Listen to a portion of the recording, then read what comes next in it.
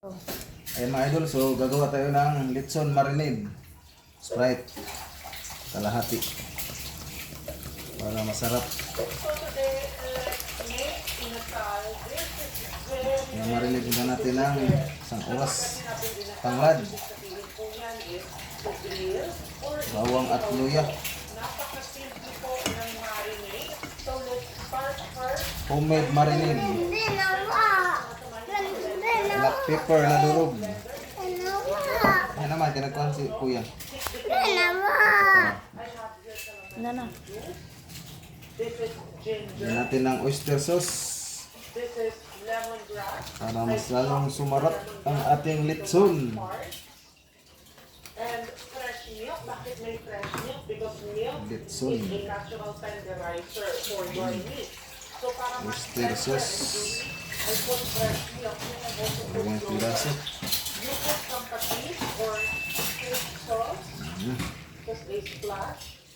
A splash of coconut vinegar. Pwede din yung ordinary Sintil. vinegar.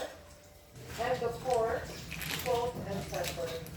Black pepper. And Sin. some salt. I-blender mo lang hanggang smooth. Bumula ng bumula.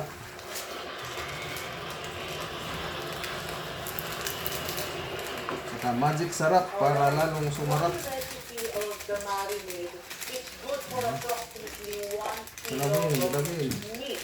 Hindi ko po because I have here 2 kilos of chicken. These are chicken. Halo lang natin mga idol. So yeah, massage mo lang. Bango. Katapos, i-massage natin sa ating manok sa silingan. Tuwara. Make sure na all corners ay Ayan natin sa ating manok. well covered. So let's set that At aside. saka itik. And then punta tayo sa pork. Manok at itik to mga idol. Para masarap yung sarap.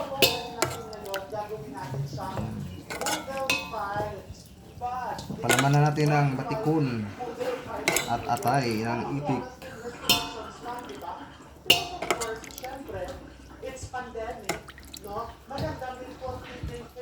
Mas mainam pag naiba ng idol itong resealable bag.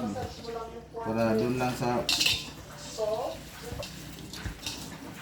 resealable bag marinade.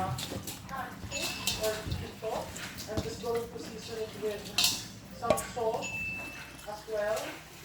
Bago tayo pumunta doon sa ating ihawan. Yan mga idol, so i-massage lang ng i-massage. Parang si Inday minamassage. Okay? And then the bangus, lalagyan natin ng Tara mga idol, humo. you can put tomatoes, onions, napakasimple lang po. Pwede ka rin maglagay ng konti Okay, so pounded garlic. mga 30 minutes or 1 hour bago natin isalang sa skewer Now, sa ating kawayan. you have two options. Pwede mo din naman siyang ihaw ng ganito na, but to keep it moist and tender, Lagay natin sa ilalim. binabalot ko siya sa aluminum foil. So, Okay. ayan,